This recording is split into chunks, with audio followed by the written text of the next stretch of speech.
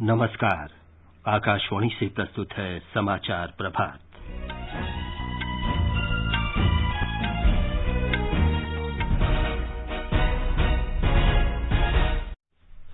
प्रधानमंत्री नरेंद्र मोदी कल Tokyo Olympic में भाग लेने वाले खिलाड़ियों के साथ बातचीत करेंगे।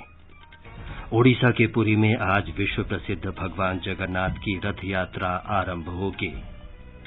राष्ट्रव्यापी टीकाकरण अभियान के तहत अब तक 37 करोड़ 72 लाख से अधिक कोविड टीके लगाए जा चुके हैं। पंजाब ने आज से सप्ताहांत और रात का कर्फ्यू हटाया। हरियाणा सरकार ने लॉकडाउन इस महीने की 19 तारीख तक बढ़ाया। विवाह समारोह और अंतिम संस्कार में अधिकतम 100 लोगों के एकत्र होने की अनुमति। बिहार में आज से 10वीं कक्षा के ऊपर के सभी शैक्षणिक संस्थान 50% उपस्थिति के साथ खुलेंगे। केंद्र ने कर्नाटका को कोविड की तीसरी लहर से निपटने के लिए 1,500 करोड़ रुपए की सहायता मंजूर की। इंग्लैंड पर पेनल्टी शूटआउट से जीत के बाद Italy euro cup football champion बना। नोवाक जोकोविच ने इटली के मातेओ बेरेतिनी को हराकर विंबलडन टेनिस का सिंगल्स खिताब जीता। और महिला क्रिकेट में भारत ने दूसरे T20 मैच में इंग्लैंड को 8 रन से हराकर श्रृंखला 1-1 से बराबरी की। समाचार प्रभात में देवेंद्र त्रिपाठी के साथ मैं विमलेंदु पांडे। देश भर में 18 वर्ष से अधिक आयु वर्ग के लिए सरकारी केंद्रों में निःशुल्क कोविड टीकाकरण अभियान जारी है। युवाओं से आग्रह है कि वे टीका लगवाएं और अन्य लोगों को भी इसके लिए प्रोत्साहित करें। कोविड स्वास्थ्य के लिए खतरा बना हुआ है, ऐसे में एहतियाती उपायों के पालन में कोताही न बरतें। जब तक आवश्यक न हो घर से बाहर न निकलें और 3 सरल उपायों का पालन करें। मास्क लगाएं, 2 गज की सुरक्षित दूरी बनाए रखें और हाथ और मुंह साफ रखें। कोविड संबंधी जानकारी और मार्गदर्शन के लिए राष्ट्रीय हेल्पलाइन नंबर 011-2397-8046 और 1075 पर संपर्क करें। अब समाचार विस्तार से। प्रधानमंत्री नरेंद्र मोदी टोक्यो ओलंपिक में भाग लेने वाले खिलाड़ियों से कल वीडियो कॉन्फ्रेंस के जरिए बातचीत करेंगे। पिछले महीने श्री मोदी ने टोक्यो ओलंपिक के लिए भारत की तैयारियों की समीक्षा की थी। समीक्षा के दौरान प्रधानमंत्री को कोविड महामारी के बीच खिलाड़ियों के निर्बाध प्रशिक्षण, ओलंपिक कोटा हासिल करने के लिए अंतर्राष्ट्रीय प्रतियोगिताओं में भागीदारी, खिलाड़ियों के कोविड टीकाकरण और उन्हें उपलब्ध कराए जा रहे सहयोग की जानकारी दी गई। पिछले महीने आकाशवाणी से मन की बात कार्यक्रम में प्रधानमंत्री ने कहा था कि टोक्यो ओलंपिक में भाग लेने वाले सभी भारतीय खिलाड़ियों ने कठोर परिश्रम किया है। उन्होंने देशवासियों से खिलाड़ियों की मदद के लिए आगे आने की अपील की थी। खिलाड़ियों के संघर्ष और उपलब्धियों का उल्लेख करते हुए प्रधानमंत्री ने कहा था कि हमारे खिलाड़ी प्रेरणा के स्रोत हैं। देश के 126 खिलाड़ी टोक्यो ओलंपिक में भाग लेंगे। ये किसी ओलंपिक के लिए सबसे बड़ी भारतीय टीम होगी। 18 खेलों की 69 स्पर्धाओं में भारत की भागीदारी रहेगी। ये भी अब तक की सर्वाधिक संख्या है। कल आयोजित होने वाले वर्चुअल कार्यक्रम में युवा कार्य और खेल मंत्री अनुराग ठाकुर, युवा कार्य और खेल राज्य मंत्री निशित प्रामाणिक और विधि मंत्री किरेन रिजिजू भी उपस्थित रहेंगे। उत्तर प्रदेश सरकार ने राज्य की नई जनसंख्या नीति के प्रारूप की घोषणा कर दी है। मुख्यमंत्री योगी आदित्यनाथ ने कल विश्व जनसंख्या दिवस पर लखनऊ में आयोजित एक कार्यक्रम में जनसंख्या नीति का मसौदा जारी किया। उन्होंने कहा, इससे लोगों का जीवन समृद्ध होगा। मुख्यमंत्री ने कहा, समाज के सभी वर्गों को जनसंख्या नियंत्रण कार्यक्रम से जोड़ना होगा। जनसंख्या स्थिरीकरण का जो प्रयास है, यह समाज की व्यापक जागरूकता के साथ जुड़ा हुआ है। समाज में जहां गरीबी है, वहां जनसंख्या वृद्धि का उसके साथ एक संबंध हो जाता है और जिससे व्यापक जागरूकता का एक अभियान उन सभी तबकों को ध्यान में रख करके जब तक हम लोग नहीं चलाएंगे, तब तक उन लक्ष्यों को प्राप्त करने में कठिनाई होगी। तो देश में आबादी के हिसाब से सबसे बड़े राज्य के बारे में हमें अवश्य सोचना होगा। हमारे संवाददाता ने बताया कि राज्य सरकार ने जनसंख्या नीति के मसौदे पर लोगों के विचार आमंत्रित किए हैं।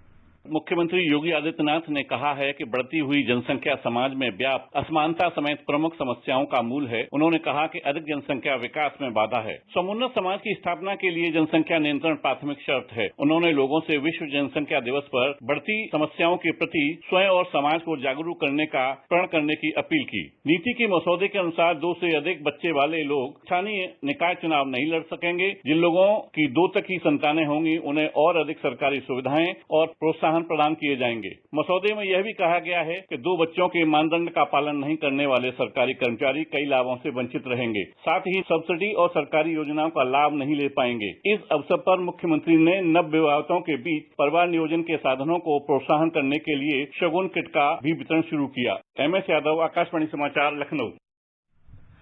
गृह मंत्री अमित शाह आज गांधीनगर में कई विकास कार्यों और योजनाओं का उद्घाटन करेंगे। वे 3 दिन के गुजरात दौरे पर हैं। उन्होंने कल अहमदाबाद में कई विकास परियोजनाओं की आधारशिला रखी। केंद्रीय सड़क परिवहन और राजमार्ग मंत्री नितिन गडकरी ने कल नागपुर में पहले तरल प्राकृतिक गैस LNG संयंत्र का उद्घाटन किया। उन्होंने कहा कि LNG स्वच्छ और किफायती ईंधन है जो परिवहन लागत कम करने में सक्षम है। इससे रोजगार के व्यापक अवसर पैदा किए जा सकते हैं।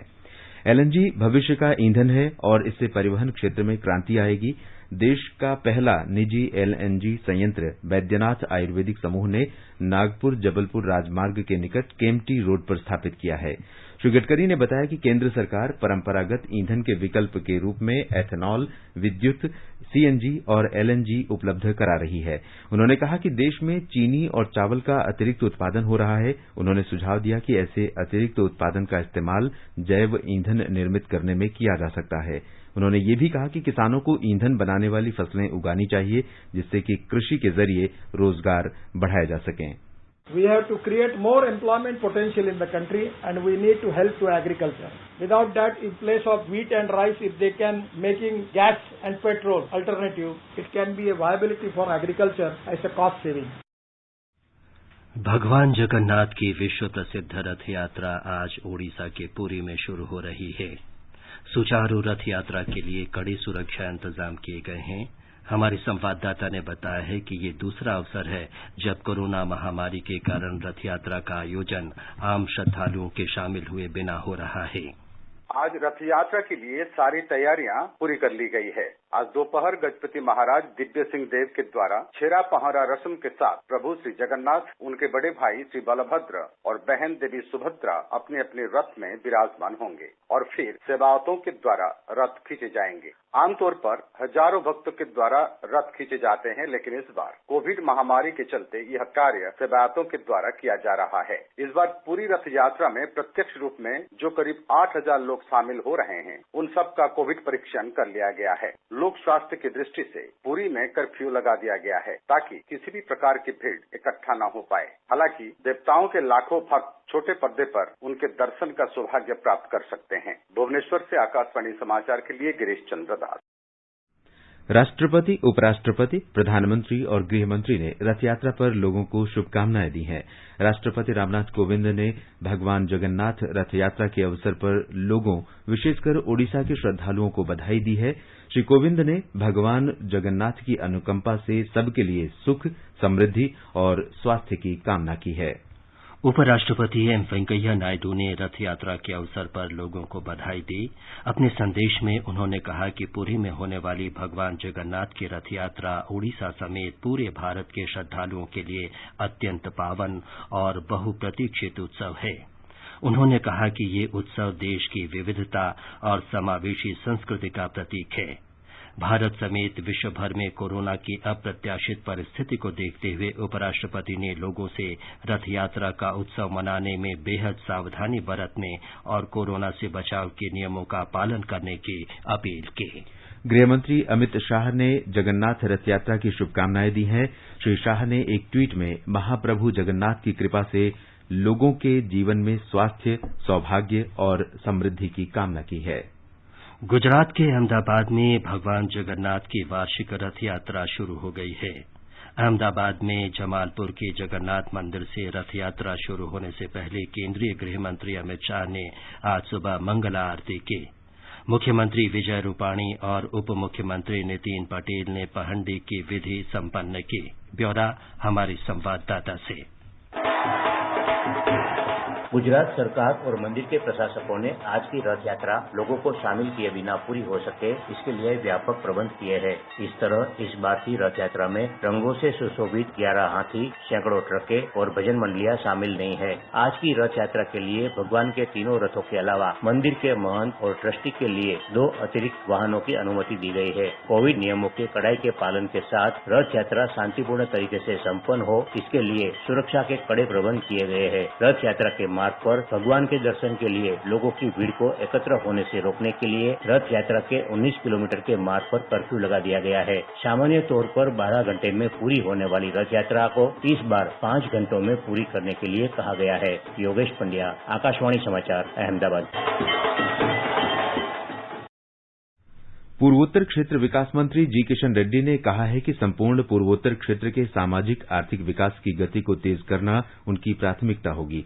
श्री रेड्डी ने कल पूर्वोत्तर क्षेत्र की विभिन्न विकास गतिविधियों और कार्यक्रमों की समीक्षा की। केंद्रीय मंत्री ने सभी परियोजनाओं को निर्धारित समय में पूरा करने का निर्देश दिया। उन्होंने कहा कि सभी लंबित परियोजनाओं से संबंधित मुद्दों को अन्य मंत्रालयों के साथ उचित विचार विमर्श करके सुलझाया जाना चाहिए। उन्होंने कहा कि पिछले 7 वर्षों में पूर्वोत्तर क्षेत्र का अभूतपूर्व विकास हुआ है। आगे बढ़ने से पहले एक नजर मुख्य समाचारों पर। प्रधानमंत्री नरेंद्र मोदी कल टोक्यो ओलंपिक में भाग लेने वाले खिलाड़ियों के साथ बातचीत करेंगे। ओडिशा के पुरी में आज विश्व प्रसिद्ध भगवान जगन्नाथ की रथ यात्रा आरंभ होगी। राष्ट्रव्यापी टीकाकरण अभियान के तहत अब तक 37 करोड़ 72 लाख से अधिक कोविड टीके लगाए गए। पंजाब ने आज से सप्ताहांत और रात का कर्फ्यू हटाया। हरियाणा सरकार ने लॉकडाउन इस महीने के 19 तारीख तक बढ़ाया। विवाह समारोह और अंतिम संस्कार में अधिकतम 100 लोगों के एकत्र होने की अनुमति। बिहार में आज से 10वीं कक्षा से ऊपर के सभी शैक्षणिक संस्थान 50% उपस्थिति के साथ खुलेंगे। केंद्र ने कर्नाटका को कोविड की तीसरी लहर से निपटने के लिए 1,500 करोड़ रुपए की सहायता मंजूर की। इंग्लैंड पर पेनल्टी शूट आउट से जीत के बाद Italy euro cup football champion बना। नोवाक जोकोविच ने इटली के मातेओ बेरेतिनी को हराकर विंबलडन टेनिस का सिंगल्स खिताब जीता और महिला क्रिकेट में भारत ने दूसरे T20 मैच में इंग्लैंड को 8 रन से हराकर श्रृंखला 1-1 से बराबरी की। चलो मिलकर एक शुरुआत करें, चलो एक फैसला आज करें, मास्क नहीं तो टोकेंगे, कोरोना को रोकेंगे, चलो एक इरादा करते हैं, चलो कुछ वादा करते हैं, मास्क नहीं तो टोकेंगे, कोरोना को रोकेंगे। ये समाचार आकाशवाणी से प्रसारित किए जा रहे हैं। समाचार प्रभात में आपका फिर स्वागत है। राष्ट्रव्यापी कोविड टीकाकरण अभियान के तहत अब तक 37 करोड़ 72 लाख से अधिक टीके लगाए जा चुके हैं। स्वास्थ्य मंत्रालय ने बताया है कि पिछले 24 घंटे में 37,23,000 टीके लगाए गए। स्वस्थ होने की दर बढ़कर 97.2% हो गई है। साप्ताहिक संक्रमण दर 5% से नीचे 2.32% बनी हुई है। दैनिक संक्रमण दर 2.25% है। हरियाणा सरकार ने राज्य में लॉकडाउन इस महीने की 19 तारीख तक बढ़ा दिया है। हरियाणा राज्य आपदा प्रबंधन प्राधिकरण द्वारा जारी आदेश में कहा गया है कि विवाह समारोह और अंत्येष्टि जैसे सामाजिक कार्यक्रमों में अधिकतम 100 लोगों के एकत्र होने की अनुमति होगी। खुले स्थानों पर 200 तक लोग एकत्र हो सकेंगे, लेकिन कोविड के नियमों और सुरक्षित दूरी का पालन करना होगा। सिनेमा हॉल 50% क्षमता के साथ खोलने की अनुमति दी गई है। बिहार में आज से 10वीं कक्षा के ऊपर के सभी शैक्षणिक संस्थान 50% उपस्थिति की शर्त के साथ खुल रहे हैं। ब्यौरा हमारे संवाददाता से। कोरोना महामारी के कारण 5 अप्रैल से बंद सभी शैक्षणिक संस्थान आज से खुल जाएंगे। फिलहाल 50% बच्चों को ही एक दिन के अंतराल पर स्कूल आने की अनुमति दी गई है। कोचिंग संस्थान फिलहाल बंद रहेंगे। कॉलेज और विश्वविद्यालयों में बंद पड़ी शैक्षणिक गतिविधियां आज से शुरू हो जाएंगी। वैसे शैक्षणिक संस्थान जहां छात्रों की संख्या अधिक है, उन्हें 2 पालियों में संचालित करने का निर्देश दिया गया है। प्रैक्टिकल क्लास के लिए एक दिन में 50% छात्रों को ही बुलाया जाएगा। संस्थानों को कोविड प्रोटोकॉल का कड़ाई से पालन करने का निर्देश दिया गया है। इस बीच शिक्षा मंत्री विजय कुमार चौधरी ने बताया कि कोविड संक्रमण की स्थिति नियंत्रण में रही तो 10वीं से नीचे की कक्षाओं का भी शीघ्र संचालन शुरू किया जाएगा। आकाशवाणी समाचार के लिए पटना से कृष्ण कुमार लाल। पंजाब में कोरोना संक्रमण की दर में गिरावट के बाद आज से रात्रिकालीन और सप्ताहांत कर्फ्यू हटाया जा रहा है। पंजाब के मुख्यमंत्री कैप्टन अमरिंदर सिंह ने कोरोना संबंधी कुछ और पाबंदियों पर छूट देने की घोषणा की। राज्य में अब खुले में 200 लोगों और बंद स्थानों पर 100 लोगों के जमा होने की इजाजत दी गई है। इसके अतिरिक्त bar, cinema hall, restaurant, spa, तरणताल, व्यायामशालाओं, मॉल, खेल परिसरों, संग्रहालयों और चिड़ियाघरों को भी खोलने की अनुमति दी गई है, लेकिन उन जगहों पर उन्हीं लोगों को प्रवेश की अनुमति होगी जो कोरोना टीके की कम से कम 1 डोज ले चुके हों। कर्नाटक के चिकित्सा शिक्षा मंत्री डॉक्टर के सुधाकर ने बताया कि राज्य को कोविड की तीसरी लहर से निपटने के लिए 1500 करोड़ रुपए की केंद्रीय सहायता मंजूर की गई है। इससे राज्य में स्वास्थ्य ढांचा सुदृढ़ करने और निवारण उपाय मजबूत बनाने में मदद मिलेगी। बेंगलुरु के एक निजी अस्पताल में टीकाकरण अभियान का उद्घाटन करते हुए स्वास्थ्य मंत्री ने बताया कि केंद्रीय मंत्रिमंडल ने विभिन्न राज्यों और कर्नाटक को 23,000 करोड़ रुपए जारी करने की मंजूरी दे दी है ताकि महामारी की तीसरी लहर से निपटने की तैयारी की जा सके। राजस्थान में कल विभिन्न स्थानों पर बिजली गिरने से 22 लोगों की मौत हो गई। जयपुर में आमेर किले के वॉच टावर पर बिजली गिरने से 11 लोगों की मृत्यु हो गई और अनेक घायल हो गए। पुलिस ने बताया कि बड़ी संख्या में लोग आमेर के निकट वॉच टावर पर पिकनिक मनाने के लिए एकत्र हुए थे। ब्यौरा हमारे संवाददाता से। कल बारिश के बाद आसपास के कई लोग पिकनिक के लिए आमेर किले के पास पहाड़ों में पहुंच गए थे। जयपुर के अतिरिक्त पुलिस आयुक्त राहुल प्रकाश ने बताया कि हादसा तब हुआ जब कई लोग वहां बने वॉच टावर पर चढ़ गए और सेल्फी ले रहे थे। उसी समय बिजली गिरने से लोग वॉच टावर से नीचे गिर गए। एसडीआरएफ और पुलिस की टीमों ने करीब 29 लोगों को रेस्क्यू किया है। घायलों को उपचार के लिए सवाई मानसिंह अस्पताल में भर्ती कराया गया है। उधर बिजली गिरने से कोटा जिले के कनवास गांव में 4, वहीं धौलपुर जिले के कुदिन्ना गांव में 3 बच्चों की मृत्यु हो गई। लोकसभा स्पीकर ओम बिरला, राज्यपाल कलराज मिश्र तथा मुख्यमंत्री अशोक गहलोत ने इन घटनाओं पर दुख प्रकट किया है। मुख्यमंत्री अशोक गहलोत ने मृतकों के परिजनों को 5-5 लाख रुपए की सहायता देने की घोषणा की है। जितेंद्र द्विवेदी, आकाशवाणी समाचार, जयपुर। प्रधानमंत्री नरेंद्र मोदी ने राजस्थान में बिजली गिरने से हुई मौतों पर दुख व्यक्त किया है। अपने एक ट्वीट में श्री मोदी ने मृतकों के परिजनों के प्रति संवेदना व्यक्त की। असम विधानसभा का बजट सत्र आज से गुवाहाटी के दिसपुर में शुरू होगा। ये सत्र 13 अगस्त तक जारी रहेगा और इसकी 15 बैठकें होंगी। राज्य के वित्त मंत्री अजंत नियोग इस महीने की 16 तारीख को वर्ष 2021-22 के लिए बजट पेश करेंगे। कर्नाटक में दक्षिण कन्नड़ जिले के प्रभारी मंत्री कोटा श्रीनिवास पुजारी और सांसद नलिन कुमार कटील ने कल स्पेशल मंगलुरु यशवंतपुर साप्ताहिक एक्सप्रेस में जोड़े गए 2 विस्टाडोम कोच का शुभारंभ किया। पर्यटन को बढ़ावा देने के लिए विस्टाडोम कोच की शुरूआत की गई है। ब्यौरा हमारे संवाददाता से। बेंगलुरु और मंगलुरु के बीच सकलेशपुरा और सुब्रमण्य घाटी से जाने वाली रेल में विस्टाडोम कोच लगाया गया है। वेस्टर्न घाट्स की प्राकृतिक सौंदर्य को विस्टाडोम डब्बे में लगे बड़े शीशों द्वारा देखा जा सकता है। नदी, झरने, जलाशय, पहाड़, घाटियां, हरियाली और बारिश से भरपूर रमणीय दृश्य को अब ट्रेन के सफर द्वारा देखा जा सकता है। विस्टाडोम कोच में सीसीटीवी और जीपीएस आधारित अनाउंसमेंट व्यवस्था है। इसके अलावा यात्रियों के लिए विमानयान जैसी सुविधा भी दी गई है। सुधींद्र, आकाशवाणी समाचार, बेंगलुरु। टोक्यो ओलंपिक खेल शुरू होने में अब 11 दिन बचे हैं।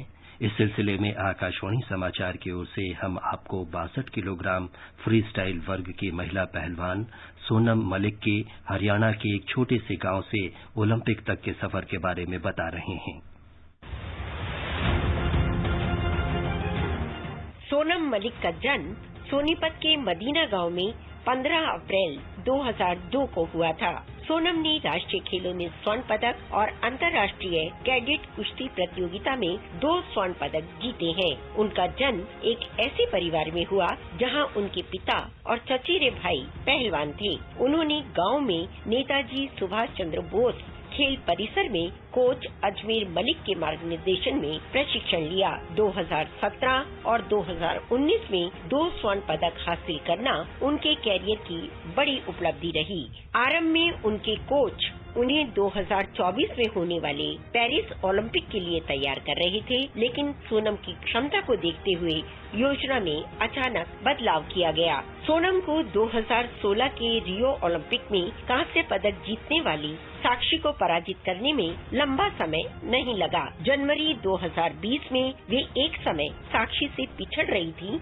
लेकिन अंतिम क्षणों में उन्होंने जीत हासिल की। सोनम ने साक्षी को 1 या 2 बार नहीं बल्कि लगातार 4 बार मात दी। इस सफलता ने उन्हें 62 किलोग्राम भार श्रेणी में सर्वश्रेष्ठ महिला पहलवान घोषित कर दिया। टोक्यो ओलंपिक के लिए उन्हें दावेदार माना जा रहा है। विजय लक्ष्मी कासोटिया, स्पोर्ट्स डेस्क। आकाशवाणी समाचार के विशेष ओलंपिक क्विज को पूरे देश में भारी समर्थन मिल रहा है। इस क्विज में भाग लेने के लिए सुनते रहिए रोज शाम स्पोर्ट्स स्कैन कार्यक्रम। चूके ना निशाना, लक्ष्य तेरा सामने है, जीत के है आना। आकाशवाणी समाचार अपने प्रतिदिन प्रसारित होने वाले कार्यक्रम स्पोर्ट्स स्कैन में आपके लिए लेकर आया है ओलंपिक क्विज आकाशवाणी समाचार के साथ। इसमें हिस्सा लेने के लिए आपको स्पोर्ट्स स्कैन कार्यक्रम के दौरान ओलंपिक पर पूछे गए प्रश्न का जवाब देना है। आप अपने जवाब ईमेल कर सकते हैं। पता है airsportscan@gmail.com। चल चूके ना निशाना, लक्ष्य तेरा सामने है, जीत के है आना। महिला क्रिकेट में भारत ने कल होव में रोमांचक मैच में मेजबान इंग्लैंड को 8 रन से हराकर 2020 श्रृंखला 1-1 से बराबरी कर ली। पहले बल्लेबाजी करते हुए भारतीय टीम ने निर्धारित 20 ओवर में 4 विकेट पर 148 रन बनाए। जवाब में इंग्लैंड की टीम निर्धारित 20 ओवर में 8 विकेट पर 140 रन ही बना सकी। इटली ने यूरो कप फुटबॉल मैच जीत लिया है। यूरो कप फुटबॉल में लंदन के वेम्बले स्टेडियम में खेले गए फाइनल मुकाबले में इटली ने इंग्लैंड को पेनाल्टी शूटआउट में 3-2 से हरा दिया है। इंग्लैंड के खिलाड़ी ल्यूक शॉ ने यूरो कप फाइनल के इतिहास में सबसे तेज गोल करके इंग्लैंड को 1-0 की बढ़त दिलाई। ये गोल 1 मिनट 57 सेकंड में किया। बाद में लियोनार्डो बोनुची ने 67वें मिनट में इटली के लिए बराबरी का गोल किया। विश्व वरीयता क्रम में पहले नंबर के खिलाड़ी नोवाक जोकोविच ने 20वां ग्रैंड स्लैम अपने नाम कर लिया है। ये उनका 6ठा विंबलडन टेनिस खिताब है। कल रात 3 घंटे 24 मिनट तक चले पुरुष सिंगल्स फाइनल में उन्होंने 7वीं वरीयता प्राप्त इटली के मातेओ बेरेतिनी को 6-7, 6-4, 6-4, 6-3 से हराया। नोवाक जोकोविच ने अब तक सर्वाधिक ग्रैंड स्लैम सिंगल्स खिताब में रॉजर फेडरर और राफेल नडाल की बराबरी कर ली है। जोकोविच इस वर्ष ऑस्ट्रेलियन ओपन और फ्रेंच ओपन पहले ही जीत चुके हैं। महाराष्ट्र में मराठवाड़ा, विदर्भ और पश्चिमी महाराष्ट्र में कल तेज वर्षा हुई। नांदेड़, औरंगाबाद, परभनी, अकोला, वाशिम, सांगली, नासिक और रायगढ़ जिलों में बारिश से जनजीवन अस्त व्यस्त हो गया। इन जिलों में कई स्थानों पर पानी भर गया और बिजली आपूर्ति बाधित हुई। हिंगोली जिले में एक कार पानी में बह गई जिसमें 2 लोग सवार थे। रायगढ़ जिले में कशीद गांव के निकट एक पुराना पुल टूट गया और 2 वाहन पानी में बह गए। मौसम विभाग ने मुंबई और उपनगरीय क्षेत्रों के लिए येलो और ऑरेंज अलर्ट जारी किया है। ये समाचार हमारी वेबसाइट newsonair.com/hindi पर भी उपलब्ध हैं।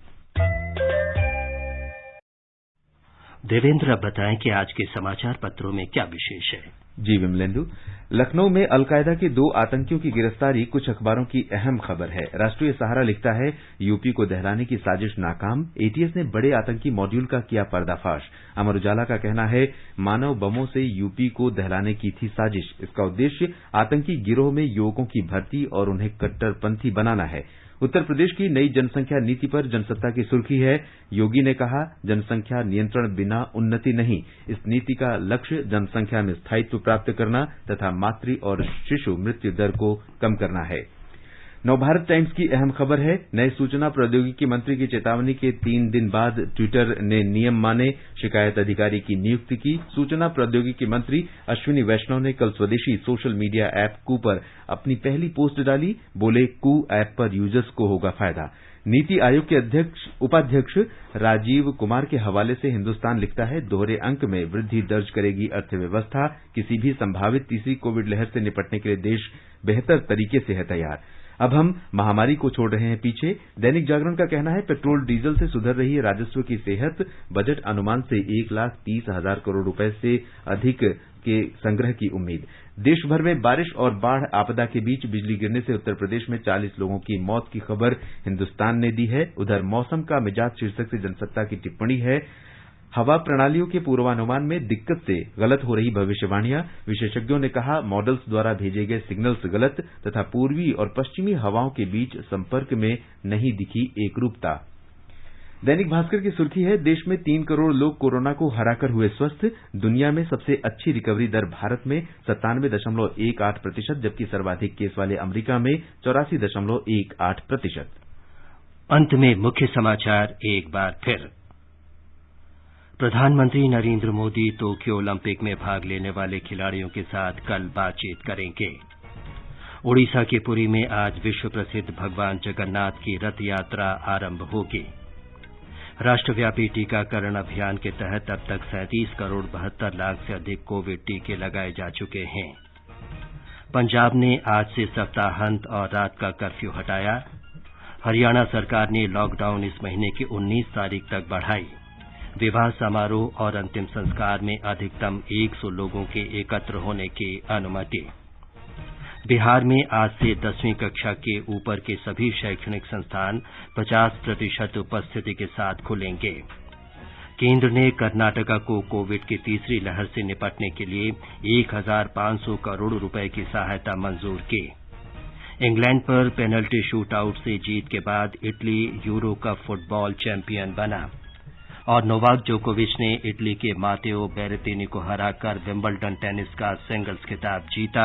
और महिला क्रिकेट में भारत ने दूसरे T20 मैच में इंग्लैंड को 8 रन से हराकर श्रृंखला 1-1 से बराबर की। इसके साथ ही समाचार प्रभात का ये अंक समाप्त हुआ। नमस्कार।